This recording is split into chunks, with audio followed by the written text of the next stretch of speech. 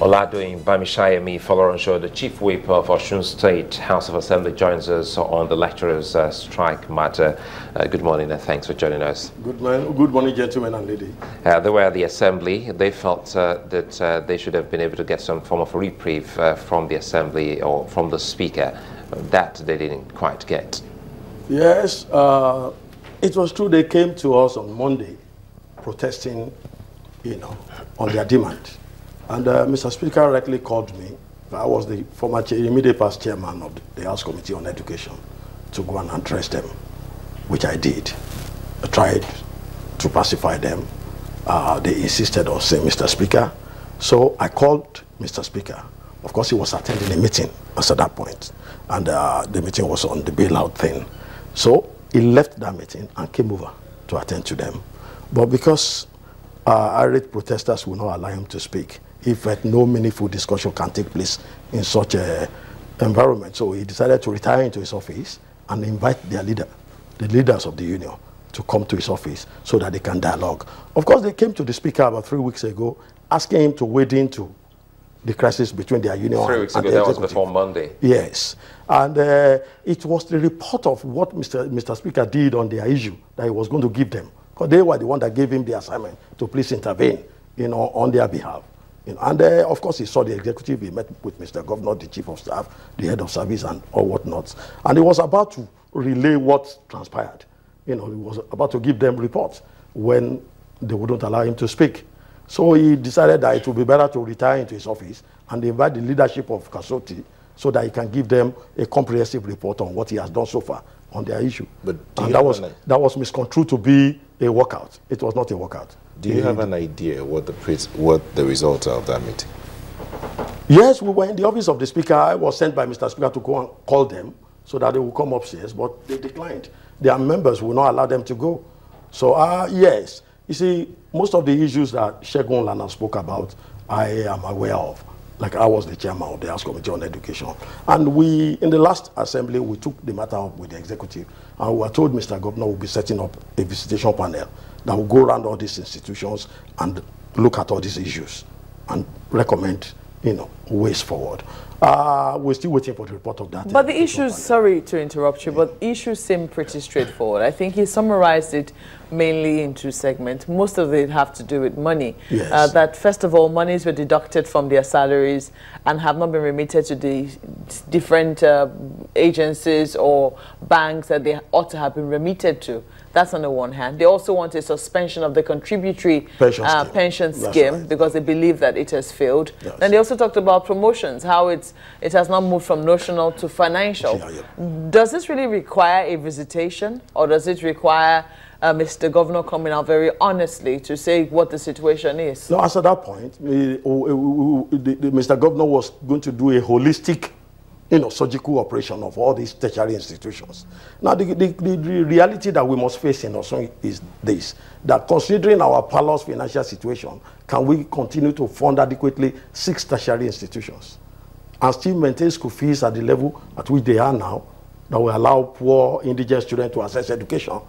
This is the question that we must, answer sooner or later. And that was why Mr. Governor was going to look at it holistically, not just their own demand, but a comprehensive review of the entire tertiary, education situation in Osun. And that was why we left the matter for him at that point in time. But now that negotiation has broken down between the executive and Kasoti, I think it's about time the House, invite both of them over. Has a negotiation broken? You said the Speaker went for a meeting on this, on 3 their weeks matters, ago, yes, with the executive. And he was told, what's the result of that meeting? That he was told that they were on top of the situation, that negotiation was on. And they also confirmed, yes, that they were holding meetings with the executive. So we were waiting for the result of that negotiation, but it appears, apparently, that it has broken down now. But hold on, there was a picture that Mr. Lano painted here, the picture that looked like you, the members of the Assembly, have failed them that elected you in wading into this matter. He wouldn't. Is it that the Assembly waited until 3 weeks ago before they decided to do anything about this entire situation? I've just answered that as a committee of the House on Education, we are aware of these issues and we've been acting on it. Look, this is not the first strike that they will be engaging in. We've had incessant strikes and series of discussions and negotiations to end the strike. And each time they end the strike, you know, another set of demand will come up and strike will start. Another set of demands, that means... Or the same set of demands that have not been met. Have those demands been met? No, that is the issue. He has not lied. He has said it the way it is. Because of paucity of funds, I'm sure the executive have defaulted in, you know, fulfilling some of the agreements that they had with Kasuti in the past. So we are going to call the executive and the union together now and see the way forward. Because if we cannot sustain the institutions at the current level of fees that we are charging, then something must be done. If we cannot, you know, pay their contribution, I mean, our own counterpart contribution in the contributory pension scheme, we must be looking in the direction of reviewing it or exiting totally. I know of a state that has exited already. I'm sure Niger has exited from contributory pension scheme. So before this, we should be looking in that direction. What is interesting to note is that, okay, you might say that, you know, your assembly wasn't inaugurated as of January this year. You had the old assembly. Yeah. But it was seen that these issues have been lingering. So you had from January or sometime last year, perhaps salaries weren't paid the way they ought to have been paid.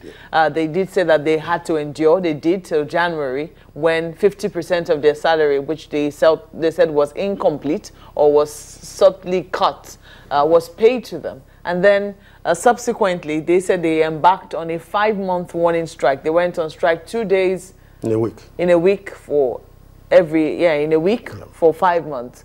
And then the legislature then was not aware and did not think that they should intervene in the matter, even when they went on a 3-month full-blown strike. I'm just wondering, though, if the members of this union had not approached the legislature, would the legislature have intervened? Of course. Like I told you, you know, we're aware of the issues. We've intervened in the past. The committee intervened. We attended meetings with the union and the executive together. We were, you know, privy to some of the discussions that ended the previous strikes. So we've intervened in the past, and we succeeded in ending the previous strikes. At what point were you going to intervene? Unfortunately, we thought the financial position of the state will improve, but rather it's getting worse. At what point was the legislature going to improve? Sorry? At what point was the legislature going to improve? Improve on what? Sorry, beg your pardon. To intervene in the matter. Well, like I told you, we intervened before. This was not just the only strike that they've embarked upon. They've been backed upon previous strikes before now. That was sometime last year? Yes. And we were privy to ending those strikes. That was last year? Yes. That's what I'm saying. Now, if we've had an 8-month strike this year, at what point was the legislature going to intervene? Now, the point is this. If you are going to intervene, you will intervene when you know that the state has capacity to do anything. A state that cannot meet its obligations, even to us too, we've been owed at least about 7-8 months now. We were paid until, the last time I came here, we were being owed about 9 months. Now we were paid till January, just like workers too.